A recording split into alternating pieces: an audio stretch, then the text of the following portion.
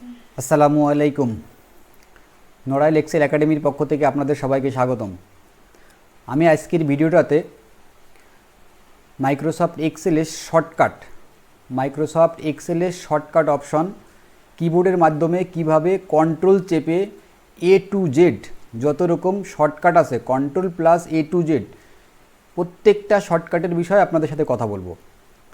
চলুন আমরা এক এক করে এগুলো দেখে নিই কিভাবে control A to Z shortcut হিসাবে কাজ করা যায়।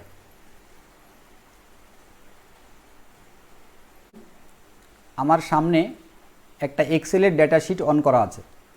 আমার এই এক্সেলের ডেটা শিটটা ব্যবহার করেই আমি কন্ট্রোল A to Z কীভাবে কাজ করে সেই জিনিসগুলো আপনাদেরকে দেখাবো। তা প্রথমে আমরা দেখি control A shortcut option control A কীভাবে কাজ করে। আমরা যদি কন্ট্রোল A কাজ করতে যাই, control A that means select বলতে আমরা যদি পুরো শিটের আপনার সামনে যদি কোনো ডেটা শিট ওপেন করা থাকে, সেখানে যদি কোনো ব্ল্যাঙ্ক সেলে আপনি আপনার কার্সারটা রাখেন এবং ব্ল্যাঙ্ক সেলে কার্সারটা রাখার পরে আপনার কিবোর্ড থেকে কন্ট্রোল A চাপ দেন, তাহলে কি হবে, এন্টার শিট মানে পুরো এক্সেল শিটটাই সিলেক্ট হয়ে যাবে। অন্যদিকে আবার যদি আপনার কোনো ডেটা টেবিল আপনার সামনে যে এক্সেল শিটটা আছে সেখানে এই যে ডেটা টেবিলের মাঝখানে আমি যে কোনো একটা সেলে কার্সারটা রাখলাম, ডেটা টেবিলের মাঝখানে কার্সারটা রাখার পরে যদি আমি কিবোর্ড থেকে কন্ট্রোল A প্রেস করি, তাহলে কি হবে, আমার ফুল ডেটা টেবিলটা সিলেক্ট হয়ে গেল। তাহলে কন্ট্রোল এর দুটা কাজ আছে, আমরা ইন্টার শিটও সিলেক্ট করতে পারি, আবার একটা ইন্ডিভিজুয়াল ডাটা টেবিলও সিলেক্ট করতে পারি। এই গেল কন্ট্রোল এর কাজ। এরপরে আমরা যাব control B that means bold. Control বিটা আপনি যদি ব্যবহার করতে চান তাহলে প্রথমে আপনাকে যে কোনো একটা ডাটা সিলেক্ট করে নিতে হবে। যেমন আমার এখানে যে ডেটা টেবিলটা আছে, আমি এই ডেটা টেবিলটা ফুললি সিলেক্ট করে নিলাম। সিলেক্ট করার পরে যদি আমি কন্ট্রোল বি কিবোর্ড থেকে কন্ট্রোল বি প্রেস করলাম, তখন কি হলো, আমার এখানে যে ডেটাগুলো ছিল সব ডেটাগুলো বোল্ড হয়ে গেছে। এখন আপনি যদি না বোঝেন যে ডেটাগুলো আসলে বোল্ড হলো কি হলো না, এটা আমি কিভাবে বুঝবো, এই যে দেখেন রেবনের এখানে এই যে একটা অপশন আছে বি, আপনার ডেটা যখন বোল্ড হবে তখন এই বিটা হাইলাইট হয়ে যাবে। এখন পুনরায় আমরা যদি এই ডেটা টেবিল এখন বোল্ড আছে, আমরা পুনরায় যদি আবার কন্ট্রোল চেপে কন্ট্রোল ধরে বি চাপ দেই, তাহলে কি হলো, আমাদের এই যে ডেটা টেবিলটা জেনারেল মোডে চলে গেছে। দেখেন এখন এই যে বি রেবনের যে বিটা আছে এটা আর হাইলাইটেড নাই, এখানে নর্মাল মোডে চলে আসছে। এরপরে আমরা যাব কন্ট্রোল সি কীভাবে ব্যবহার করি। কন্ট্রোল সি হচ্ছে কপি। আপনি যদি কোনো ডেটা টেবিল কপি করতে চান, এই যে আমার এখানে যে ডেটা টেবিলটা আছে, এই ডেটা টেবিলটা আমাকে কন্ট্রোল সি ইউজ করতে হলে প্রথমে যে ডেটাটা আমি কপি করব সেটা আমাকে সিলেক্ট করে নিতে হবে। সিলেক্ট করার পরে আমি যদি আমার কিবোর্ড থেকে কন্ট্রোল সি চাপ দেই, তাহলে কি হলো, এই যে দেখেন এই যে আমার যে ডেটা টেবিলটা আছে, ডেটা টেবিলের চারদিকে এই যে সারাউন্ডিং যেটা এটা নাচানাচি করছে মানে ড্যান্সিং করতেছে, তার মানে বোঝা যাচ্ছে এটা কপি হয়ে গেছে। এটা কপি হলো কি হলো না এই দেখার আর একটা অপশন আছে। এই যে দেখেন আপনার এই যে হোম ট্যাবের আন্ডারে এই যে রিবনটা আছে ক্লিপবোর্ডের এখানে যদি আমি প্রেস করি, দেখেন ক্লিপবোর্ডে এখানে ক্লিক করলে কি হবে, এই যে দেখেন এখানে দেখাচ্ছে ডাটা যে কপি হয়ে গেছে, এখানে তার প্রমাণ আছে যে ডাটাটা কপিড। এখন আমরা এই কপি ডাটাটা যে কোনো প্লেসে পেস্ট করতে পারি। যাই হোক, আমরা ক্লিপবোর্ডটা ক্লোজ করে দিই, তাহলে কি হলো, কন্ট্রোল সির কাজটা আমরা দেখতে পেলাম। এরপর আছে কন্ট্রোল ডিটা হচ্ছে কি, ফিল ডাউন, মানে এখানে আমি যদি কোনো ডেটা লিখি, যেমন সানডে SUNDAY সানডে, আমি সানডে লিখলাম, তা আমি চাচ্ছি সানডেটা লেখার পরে আমি কি করব, আমার নিচের দিকে যতগুলো ঘর আছে প্রত্যেকটা ঘরে এই যে আমি সানডে লিখছি, বাট এখনও আমি কার্সারটা অন্য ঘরে নেইনি। এখানে লেখা অবস্থায় আমাকে শিফট চেপে আমার এই যে রেঞ্জটা সিলেক্ট করলাম, রেঞ্জটা সিলেক্ট করার পরে যদি আমি আমার কিবোর্ড থেকে কি করি, কন্ট্রোল ডি চাপ দিই, তাহলে কি হলো, কন্ট্রোল ডি চাপ দিলে আমি উপরে যে লেখাটা লিখেছিলাম সেই পুরো লেখাটাই আমার সিলেক্টেড যে এরিয়া, আমি যে রেঞ্জটা সিলেক্ট করেছি পুরোটাই সেই লেখাগুলো চলে আসছে। তার মানে এটা হলো কন্ট্রোল ডি, তার মানে আছে ফিল ডাউন। কন্ট্রোল ডির কাজ আমরা বুঝলাম। এরপরে আছে আমরা কন্ট্রোল ই কীভাবে কাজ করে। কন্ট্রোল ই দ্যাট মিন্স হচ্ছে ফ্ল্যাশ ফিল। এখন ফ্ল্যাশ ফিলের কাজটা হচ্ছে, আমি যেহেতু এখানে উইন্ডোজ 10 ব্যবহার করছি, আমার উইন্ডোজ 10-এ এই ফ্ল্যাশ ফিলের কাজটা দেখানো যাবে না, কারণ উইন্ডোজ 10-এ উইন্ডোজ 10 থেকে নিচের দিকে যা আছে প্রিভিয়াস ভার্সন, উইন্ডোজ 10, 2007, 2003 এই সব ভার্সনে এই ফ্ল্যাশ ফিলটা কাজ করে না। আপনাকে ফ্ল্যাশ ফিলটা ব্যবহার করতে হলে অবশ্যই কি করতে হবে, সেটা হচ্ছে আপডেট ভার্সন, তার মানে 2016 উপরে যে ভার্সনগুলো আছে সেগুলোতে ফ্ল্যাশ ফিল কাজ করবে। এরপরে আমরা যাব কন্ট্রোল এফ। কন্ট্রোল এফের কাজটা কি? কন্ট্রোল এফ দ্যাট মিনস হচ্ছে ফাইন্ড অ্যান্ড সিলেক্টের ক্ষেত্রে আমরা কন্ট্রোল এফটা ব্যবহার করে থাকি। তাহলে দেখি কন্ট্রোল এফটা কীভাবে কাজ করে। সাপোজ আমি এই যে কোনো একটা ব্ল্যাঙ্ক সেলে আমার কার্সারটা রাখলাম, রাখার পরে যদি আমি কিবোর্ড থেকে কন্ট্রোল এফ চাপ দেই, আমার সামনেই দেখেন আমার সামনে একটা উইন্ডো আসছে। এখন উইন্ডো আসছে, সে চাচ্ছে এই যে ফাইন্ড হোয়াট, আমি কি ফাইন্ড করব এখান থেকে। আমি এই যে এখানে লিখি আমার এই ডেটা টেবিল যেটা আছে এর ভিতরে যে সব ইনফরমেশান আছে তার যে কোনো একটা জিনিস যদি আমি এখানে লিখি, যে কোনো একটা ইনফরমেশান লিখে, যেমন আমি এখানে লিখবো সিলভার, SILVER, সিলভার। আমি জানি যে আমার এই ডেটার ভিতরে কোথাও না কোথাও সিলভারটা টাইপ করা আছে। সিলভার লেখার পরে এই যে ফাইন্ড নেক্সট একটা অপশন আছে, ফাইন্ড নেক্সটে গেলাম, দেখেন এই যে আমার যে কার্সারটা অটোমেটিক্যালি কি করছে, J2তে একটা লেখা আছে সিলভার, সেখানে সে নিয়ে নিয়েছে। এখন আমি সিলভার এখানে টাইপ করব না, আমি এখানে টাইপ করব অ্যাক্টিভ টাইপ করার পরে যদি আমি ফাইন্ড নেক্সটে যাই, দেখেন আমার এই ইন্টার ডেটার ভিতরে অ্যাক্টিভ যেখানে লেখা আছে সেখানে আমার কার্সারটা অটোমেটিক্যালি চলে গেছে। তাহলে আমরা কি বুঝলাম, কন্ট্রোল এফের ফাংশনটা কি সেটা আমরা দেখলাম এবং কিভাবে আমরা ব্যবহার করি। এরপরে আছে কন্ট্রোল জি। কন্ট্রোল জি কীভাবে কাজ করে, এই দেখেন আমি এখানে কার্সারটা রাখলাম, রাখার পর যদি কন্ট্রোল জিতে যাই, কন্ট্রোল জিতে গেলে এই যে এখানেও সেমভাবে একটা উইন্ডো শো করবে। এখন এইখানেই লেখা আছে দেখেন এই যে রেফারেন্স। আপনি যখন কন্ট্রোল জিতে প্রেস করবেন, কন্ট্রোল জিতে প্রেস করার পরে আপনার এখানে যে উইন্ডোটা আসবে, রেফারেন্স যেখানে আছে এখানে যে কোনো একটা সেল নাম্বার, ইন্ডিভিজুয়াল যে কোনো একটা সেল নাম্বার যদি আপনি এখানে ইনপুট দেন, যেমন আমি এখানে লিখব D5, তার মানে আমার এই শিটের ভিতরে যেখানে D5 লেখা আছে, মানে D5 সেলটা কোন জায়গায় সেই জায়গাটা সে আমাকে নিয়ে যাবে। আমি D5 টাইপ করলাম, এরপরে ওকে দিলাম। ওকে দেওয়ার পর দেখেন এই যে আমার কার্সারটা অটোমেটিক্যালি এখানে চলে আসছে। এই যে দেখেন এই D5, এই যে কলম D, এখানে আছে রো নাম্বার 5। অন্যদিকে আমি আবার যদি সেই কন্ট্রোল জিতে যাই, যাওয়ার পরে D5 না লিখে আমি যদি এখানে অন্য কিছু লিখি, আমি এখানে লিখব K1 লিখে যদি ওকে দেই, দেখেন এই যে আমার কার্সারটা অটোমেটিক্যালি K1-এ চলে আসছে। তাহলে আমরা বুঝলাম যে কিভাবে কন্ট্রোল জি দিয়ে আমরা কাজ করতে পারি, শর্টকাট ব্যবহার করতে পারি। এরপরে আমরা কিসে যাব, কন্ট্রোল এইচ। এই দেখেন কন্ট্রোল এইচ, কন্ট্রোল জি হিসেবে আমরা কন্ট্রোল এইচটা হচ্ছে রিপ্লেস, কন্ট্রোল এফ হচ্ছে ফাইন্ড, কন্ট্রোল এইচ হচ্ছে রিপ্লেস। আমি এখানে কি করব, আমার কিবোর্ডে কন্ট্রোল এইচ চাপ দিলাম, কন্ট্রোল এইচ চাপ দিলে এই যে দেখেন ওই যে ফাইন্ড, কন্ট্রোল এফ চাপ দিলে যে ফাইন্ড যে উইন্ডোটা আসে, কন্ট্রোল এইচ চাপ দিলেও সেম উইন্ডোটা বলতে এখানে ফাইন্ড এবং রিপ্লেস।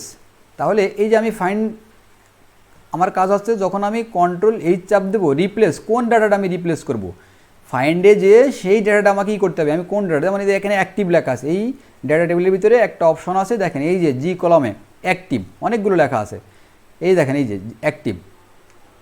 তাহলে কি আমি সেই অ্যাক্টিভটা সিলেক্ট করে নিলাম, এখানে লেখা আছে অ্যাক্টিভ। এরপরে যখন আমি রিপ্লেসে যাব, রিপ্লেসে যাওয়ার পরে এই দেখেন রিপ্লেস উইথ, কীভাবে রিপ্লেস করব, এই অ্যাক্টিভের পরিবর্তে আমি কি নিব, এখানে আমি নেব ইনঅ্যাক্টিভ। আমি এখানে ইনঅ্যাক্টিভটা লিখলাম, একটু মনোযোগ সহকারে দেখেন তাহলে ব্যাপারটা বুঝতে পারবেন। ইনঅ্যাক্টিভ লেখার পরে এখন আমি যদি এই যে রিপ্লেস অল, এখানে অনেক কিছু আছে, এই যে রিপ্লেস দিলে একটা ডেটা রিপ্লেস হবে, এরপরে রিপ্লেস অল দিলে আমি যদি রিপ্লেস অল দিই, দেখেন এই যে রিপ্লেস অল দেওয়ার সাথে সাথে এখানে কি আসছে, Excel has completed its search and has made 8 replacement, মানে এখানে 8টা ডাটা সে অটোমেটিক্যালি রিপ্লেস করে নিয়েছে। তার মানে আমরা দেখলাম কন্ট্রোল এইচ কীভাবে কাজ করে। এরপর আমরা কি করব, কন্ট্রোল আই, এই যে দেখেন কন্ট্রোল আই আমরা কিভাবে কাজ করতে পারি, কন্ট্রোল আই তার মানে আছে ইটালিক। এই যে যেমন আমার এখানে যে এইমাত্র আমরা যে ডেটাগুলো রিপ্লেস করলাম, এই যে দেখেন আমি ডেটাগুলো সিলেক্ট করলাম, সিলেক্ট করার পরে আমি যদি কন্ট্রোল আই দিই তাহলে কি আসে, দেখেন এই ডেটাগুলো ফরম্যাটটা চেঞ্জ হয়ে গেছে, এই যে দেখেন ইটালিক ফরম্যাটে চলে আসছে। আবার যদি আমি কন্ট্রোল আই দিই, সেই আগে যে ফরম্যাট ছিল সেই জেনারেল লেভেলে চলে আসছে। এই হচ্ছে কন্ট্রোল আই। এরপর আছে কি কন্ট্রোল জে। কন্ট্রোল জেতে এখন পর্যন্ত মাইক্রোসফট এক্সেলের কোনো শর্টকাট ব্যবহৃত হয় নাই। তারপর আমরা যাব control K. Control K that means hyper link, মানে আমরা কিভাবে হাইপার লিঙ্ক একটা সেলের সঙ্গে বা একটা শিটের সঙ্গে কিভাবে আমরা লিঙ্ক ব্যবহার করতে পারি। যেমন আমি এখানে একটা ফেসবুক লিখি, ফেসবুক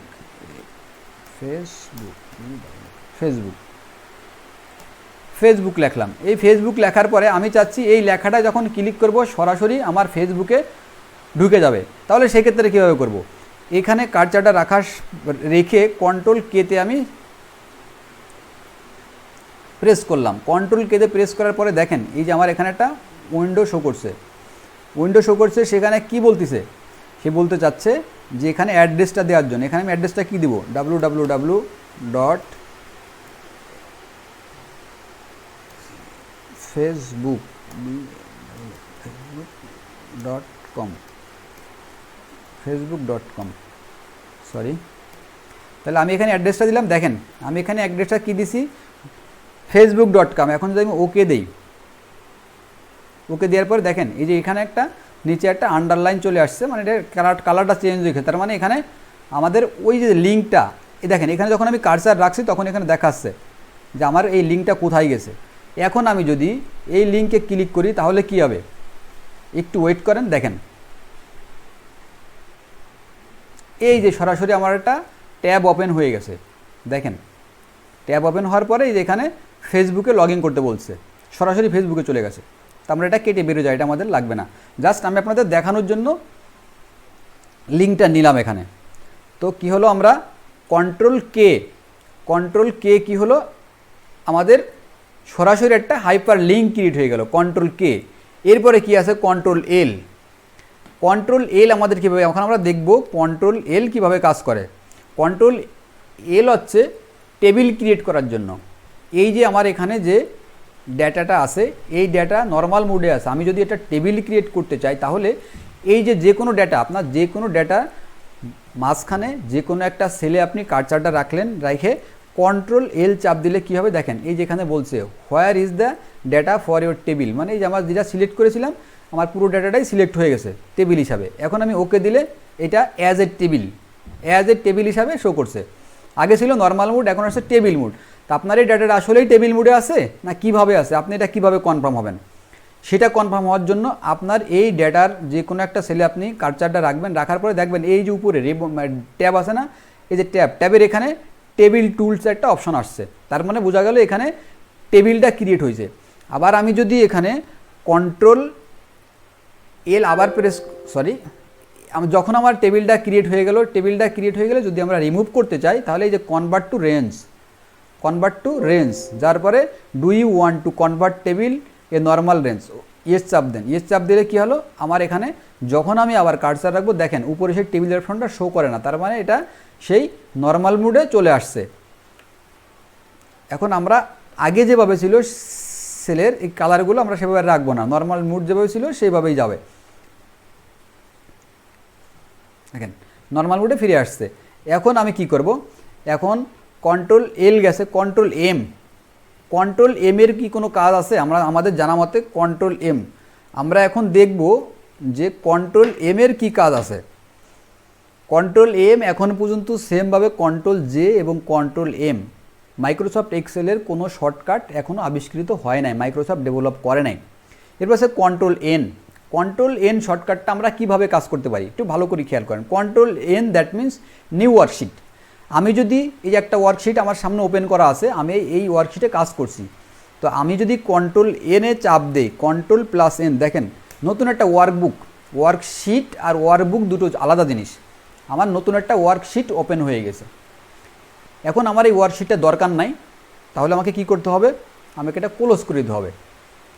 তাহলে আমরা দেখলাম যে কন্ট্রোল এন কি কাজ করে, কন্ট্রোল এন মানে আসছে নিউ ওয়ার্কশিট। এরপর আছে কন্ট্রোল প্রেস করে ও চাপ দিলে কি হবে, কন্ট্রোল ও দ্যাট মিন্স নতুন একটা ফাইল আমাকে ওপেন করতে হচ্ছে, তখন সেই ক্ষেত্রে কন্ট্রোল ও যদি আমি চাপ দিই দেখেন কি হয়, কন্ট্রোল ও চাপ দিলে এখানে আমার একটা উইন্ডো আসছে যে আমি কোন ফাইলটা কোথা থেকে কোন ফাইলটা ওপেন করতে যাচ্ছি। আমার ফাইলের লোকেশান যেখানে আছে যেমন সি ড্রাইভ থেকে যদি কোনো ফাইল অন করতে চাই, সি ড্রাইভে গেলাম, এরপরে দেখেন এই যে এওপি 2021, এখন এখানে আমি যে ফাইলটা ক্লিক করে ওপেন দিলে ওই ফাইলটাই ওপেন হয়ে যাবে।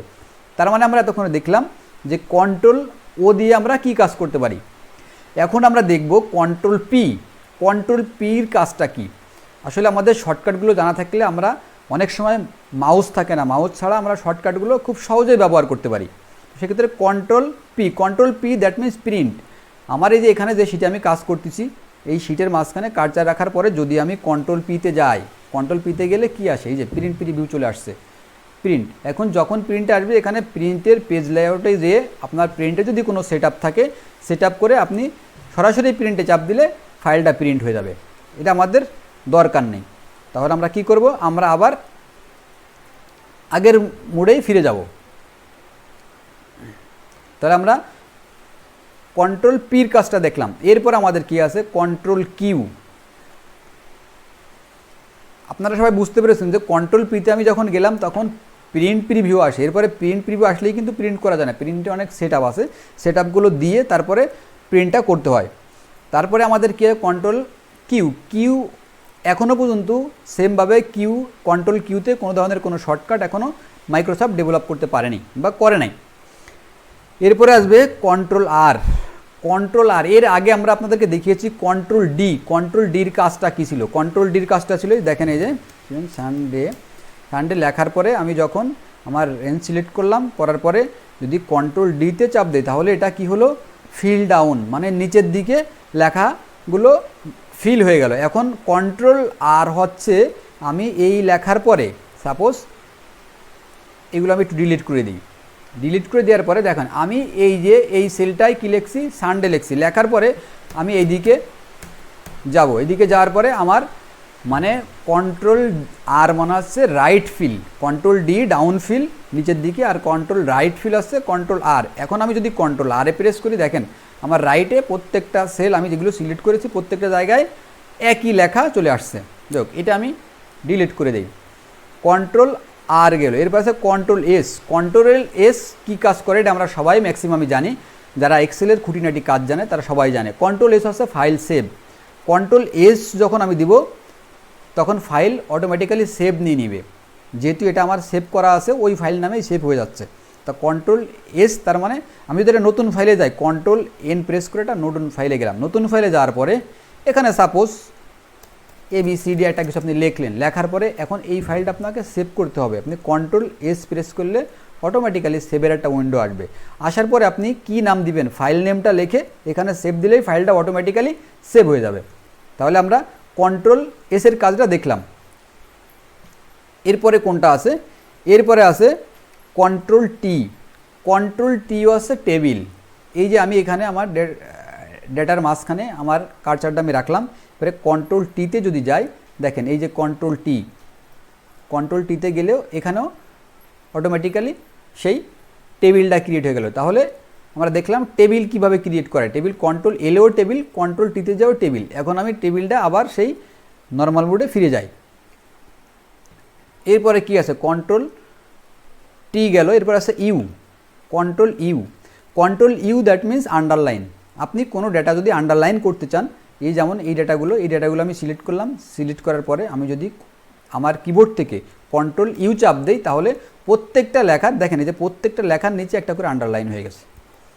প্রত্যেকটা লেখার নিচে আপনি যতগুলো ডেটা সিলেক্ট করবেন সেই সিলেক্টেড ডেটার নিচে একটা আন্ডারলাইন হয়ে যাবে। এখন আমি যদি আবার কন্ট্রোল ইউ দেই তাহলে আন্ডারলাইনটা রিমুভ হয়ে গেল, কন্ট্রোল ইউ গেল। এভাবে control V that means paste. তো আপনাকে কোনো ডাটা যদি পেস্ট করতে হয় তাহলে অবশ্যই আপনাকে সেটা আগে কপি করতে হবে। তাহলে কপি করতে হলে কী হবে, আগে ডাটা সিলেক্ট করতে হবে। ডাটা সিলেক্ট করলাম, ডাটা সিলেক্ট করার পরে আমি এই রেঞ্জে যদি কপি করতে চাই কন্ট্রোল সি প্রেস করলাম, কপি হয়ে গেল।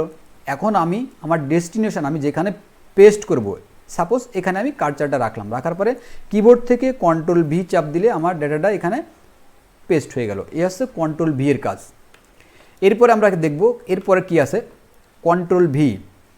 কন্ট্রোল ডাব্লু হচ্ছে কোনটা, কন্ট্রোল ডাব্লু হচ্ছে যে আমার যে কোনো উইন্ডো ক্লোজ করার জন্য। যেমন আমি নতুন একটা ওয়ার্কবুক ওপেন করি, control N new.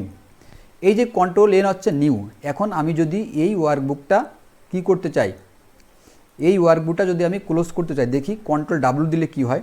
Control W, দেখেন ওটা মিনিমাই হয়ে গেছে, ক্লোজ হয়ে গেছে। তাহলে কন্ট্রোল ডাব্লু আসছে আমার যে কোনো একটা ওপেন ফাইল সেগুলো ক্লোজ করার জন্য কন্ট্রোল ডাব্লু আমরা ইউজ করি। কন্ট্রোল এক্স হচ্ছে কাটাকাটি, কন্ট্রোল এক্স তার মানে কাটাকাটি। এই যে যেমন আমার এই যে এখানে যেটা আমি পেস্ট করে যে ডেটাটা আমি এখানে রেখেছি, এই পেস্টের ডেটাটা আমি কন্ট্রোল এক্স দেই, কন্ট্রোল এক্স দিয়ে আমি কেটে এখান থেকে সরাসরি এই যে এই প্লেসে যদি আমি পেস্ট করতে চাই, এই যে ইউজ করলাম কন্ট্রোল ভি, তার মানে আমার এখান থেকে ডাটাটা সরাসরি কেটে নিয়ে অন্যদিকে আমি পেস্ট করে দিলাম। এটা গেল কন্ট্রোল এক্স। এরপরে কথা কন্ট্রোল ওয়াই। কন্ট্রোল ওয়াই হচ্ছে রিডো আর কন্ট্রোল জেড হচ্ছে আন্ডো। এই যে আমি এখন যে কাজগুলো করছি, এই কাজগুলো যদি আমি এর ব্যাকে কি করেছি, এই যে এখন যে এখান থেকে ডেটাটা কাট করে নিয়ে আমি এখানে পেস্ট করলাম, কিন্তু এর আগে কি অবস্থায় ছিল, পেস্ট করার পরে কি অবস্থা আসছে দেখেন। এরপরে যদি আমি এই যে আন্ডোটা দেই, এই যে আন্ডো দিলে আমার আগের জায়গায় চলে আসছে। আবার আমি যদি এই যে উপরে এই যে এখানে সরাসরি আমরা মানে আপনাকে দেখাচ্ছি যে কুইক অ্যাক্সেস টুলবার যেটা আছে এখান থেকে দেখালাম। তো সেমভাবে আপনি যদি আপনার কিবোর্ড থেকে কন্ট্রোল জেড আবার চাপ দেন, এর আগে কোথায় ছিলেন সেখানে চলে আসবেন। আবার যদি আমি কিবোর্ড থেকে কন্ট্রোল ওয়াই প্রেস করি, তাহলে দেখেন এই যে একটা আসছে পিছনের দিকে, একটা সামনের দিকে, কন্ট্রোল ওয়াই আর আসছে কন্ট্রোল জেড। তো আশা করি আপনারা কন্ট্রোলের ব্যবহার, কন্ট্রোল থেকে শুরু করে কন্ট্রোল চেপে আমার এ টু জেড, এ থেকে জেড পর্যন্ত যে লেটারগুলো আছে প্রত্যেকটা লেটারের কন্ট্রোল চেপে এ টু জেডে কোন লেটারের কি ফাংশন, কিভাবে আমরা শর্টকাট ইউজ করতে পারি, আশা করি আপনারা বুঝতে পেরেছেন। যদি আমার ভিডিওটা আপনাদের বুঝতে সমস্যা হয় তাহলে আমাকে কমেন্টে জানান, কমেন্টস করে জানান। আমি আশা করি আপনাদের যে কোনো ধরনের সমস্যার সমাধান দিতে পারবো। আর যদি আমার চ্যানেলটা ভালো লেগে থাকে, যদি আমার ভিডিওটা আপনাদের বিন্দুমাত্র কাজে লেগে থাকে, তাহলে আপনারা আমার চ্যানেলটা সাবস্ক্রাইব করবেন। চ্যানেলটা সাবস্ক্রাইব করে লাইক দিয়ে নতুন নতুন ভিডিও দেখার অপেক্ষায় থাকবেন। আসসালামু আলাইকুম ওয়া রাহমাতুল্লাহ।